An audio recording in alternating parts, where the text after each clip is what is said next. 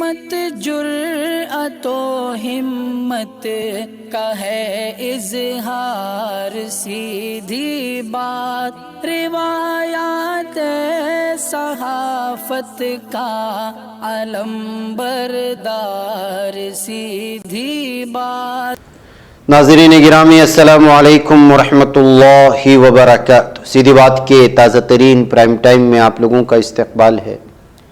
ناظرین گرامی میں انصار عزیز ندوی اس وقت آپ لوگوں کے سامنے کچھ اہم ترین خبریں، کچھ وائرل ویڈیوز اور کچھ تنقیدی تجزیے لے کر کے حاضر ہوا۔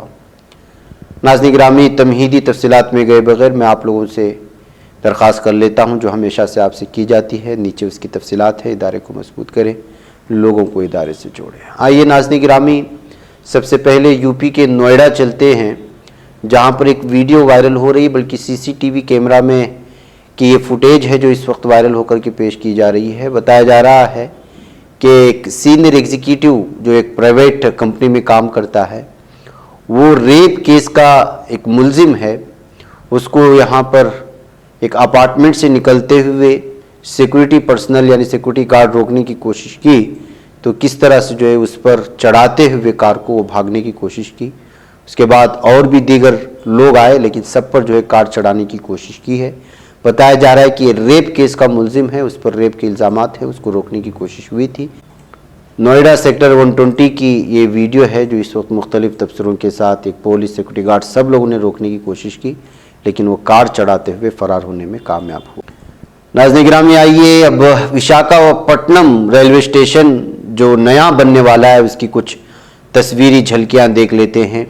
ری ڈیولپمنٹ ہونے والا ہے اس وقت، جو 450 کروڑ روپے کی لاگت سے وشاکھاپٹنم ریلوے اسٹیشن کو بنایا جائے گا، اس کا کچھ یہ اسی طرح سے ہوگا جس کو آپ دیکھ رہے ہیں ہماری تصویروں میں۔ پی مودی کے ہاتھوں اس کی بنیاد رکھے جانے کی اس وقت خبریں آ رہی ہیں، لیکن اس سے پہلے ہی اس کی یہ ساری تصویریں وائرل ہو گئی۔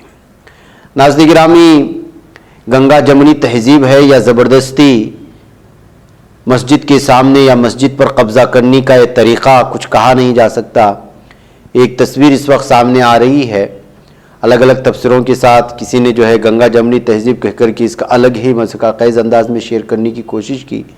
پہلے مسجد کے پیچھے ایک مندر بنایا گیا، اب مسجد کے سامنے بھی مندر بنایا گیا ہے، اور لکھنے والے نے اس تصویر کو شیئر کرتے ہوئے لکھا کہ اب آگے جا کر کے کیا یہ مسجد رہے گی یا پھر اس کو تنازع کا شکار بنا کر کے مسجد کو ایک الگ ہی شکل دی جائے گی۔ اس چیز کو لے کر کے جو ہے تشویش ظاہر کرنے کی کوشش کی ہے۔ تکمیلی تلبینہ طاقت، صحت اور شفا کے لیے سنت اور طب نبوی کا بہترین نسخہ۔ اپنی طاقت و صحت کو بڑھانے اور ہمیشہ باقی رکھنے کے لیے ہر روز صبح ناشتے میں خود بھی استعمال کریں اور اپنے گھر والوں کو بھی استعمال کرائیں۔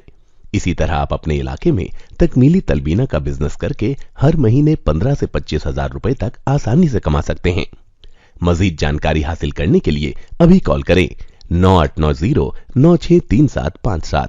تکمیلی food products private limited, Malegaon, India. بتایا جا رہا ہے کہ یو پی کے آگرہ میں جو محلہ ہے بسی مستقل تھانہ ٹاٹا گنج کے قریب جو ہے یہ مسجد ہے، اور وہاں پر یہ صورتحال بنی ہوئی ہے۔ پہلے مسجد کے پیچھے مندر بنایا گیا، اس کے بعد ایک بار پھر سامنے، اور اس وقت جو بتایا جا رہا ہے کہ یہ سب کیا کچھ ہو رہا ہے اور کیا کچھ کس طرح سے جو ہے مساجد پر قبضہ کرنے کی کوششیں ہو رہی ہے، یہ کہتے ہوئے بھی اس تصویر کو پیش کرنے کی کوشش ہوئی ہے۔ ناظرین گرامی آسام میں سبھی مدارس کو اپنی مکمل تفصیلات ریاستی حکومت کے پاس جمع کرنے کی ہدایت جاری کر دی گئی ہے۔ اس کے لیے مدارس کے ذمہ داران کو 1 دسمبر تک وقت دیا گیا ہے۔ مدارس کو اپنی جگہ، اساتذہ اور ادارے سے جڑی سبھی جانکاری دینے کے لیے کہا گیا۔ اس سلسلے میں ایک سینئر افسر نے بتایا کہ بدھ کے روز پولیس ڈائریکٹر جنرل بھاسکر جیوتی مہنت، سیکنڈری ایجوکیشن ڈائریکٹر ممتا ہوجائے، سرکردہ سرکاری افسران اور مدارس کے نمائندوں کی میٹنگ ہوئی تھی۔ اس میٹنگ میں فیصلہ لیا گیا کہ سبھی مدارس کو اپنی تفصیلات حکومت کو دینی ہوگی اور اس کے لیے 1 دسمبر آخری تاریخ ہے۔ سرکاری افسر کا یہ بھی کہنا ہے کہ مدارس کو ان تنظیموں کے ذریعے سے سیکنڈری ایجوکیشن ڈائریکٹریٹ کو اپنی تفصیلات دینی ہوں گی جن کے تحت وہ کام کرتے ہیں، یعنی مدارس کے ذمہ داران براہ راست اپنی تفصیلات جمع نہیں کریں گے بلکہ اس ادارے کی طرف سے تفصیلات جمع کیے جائیں گے جس کے تحت مدارس چل رہے ہیں۔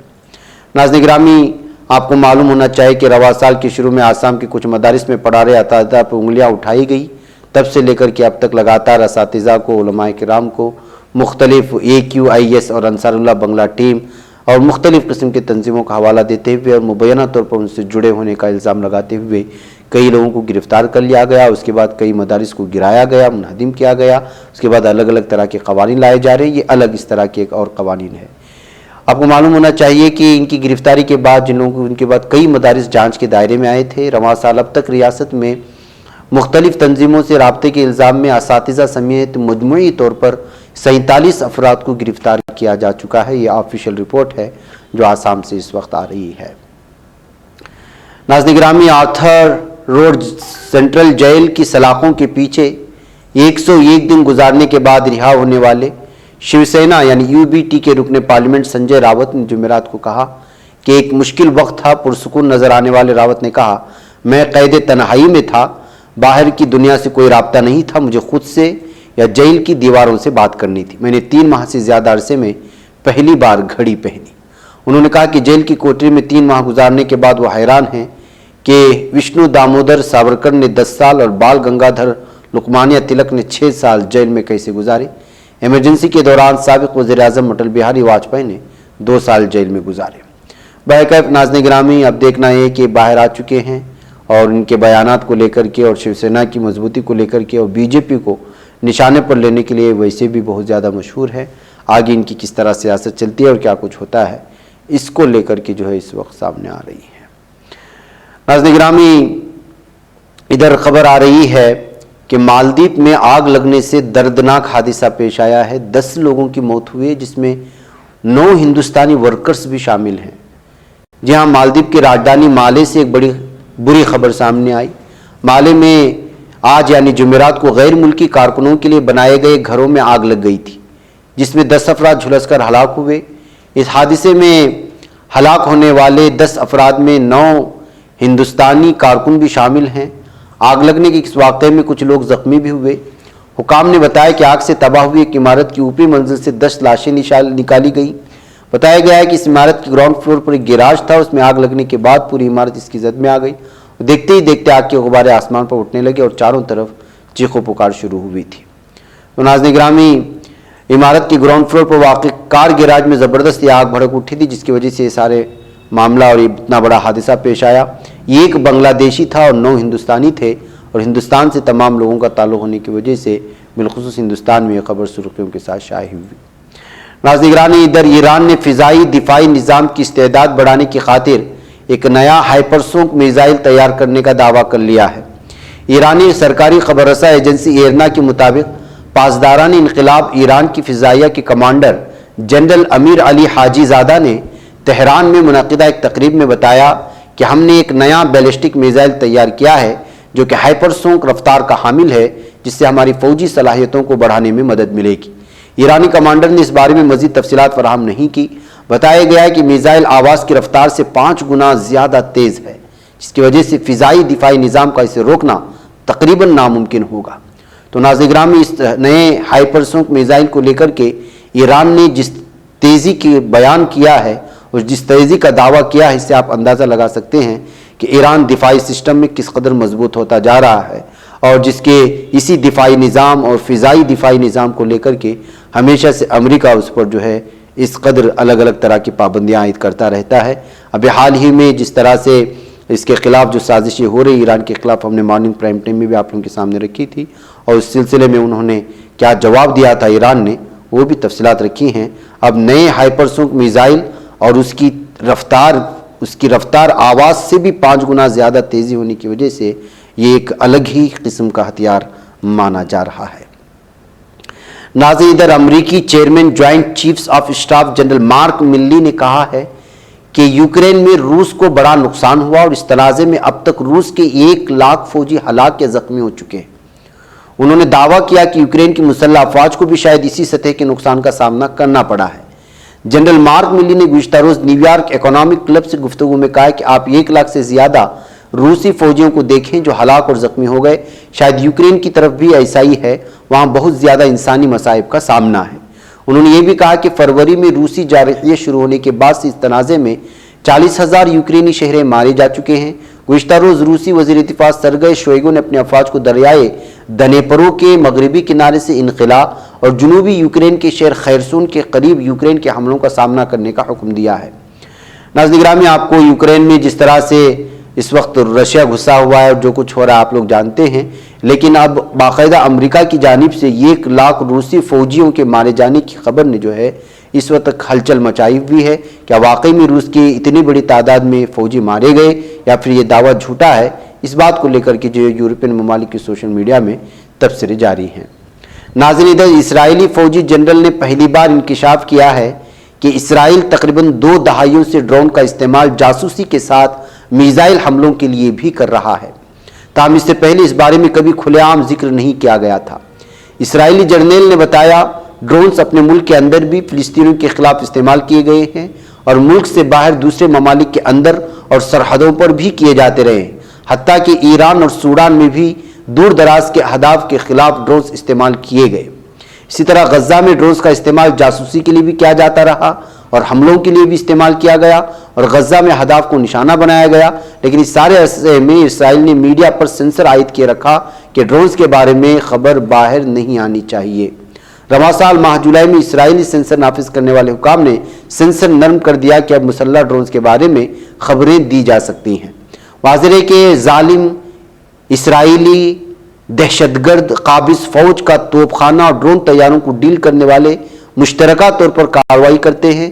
ایک طرح سے اسرائیلی قابض ظالم دہشت گرد فوج کے آرٹلری کور کو مدد دینے کے لیے اسرائیلی فضائیہ ڈرون حملے کرتی ہے، جس کو کور کے طور پر دیا جاتا ہے۔ تو ناظرین گرامی، آپ اندازہ لگائیں کہ اسرائیل کس طرح سے جو ہے ڈرون کا فلسطینیوں کے خلاف استعمال کر رہا ہے اور لگاتار کر رہا ہے، لیکن پوری دنیا خاموش بیٹھی ہوئی ہے۔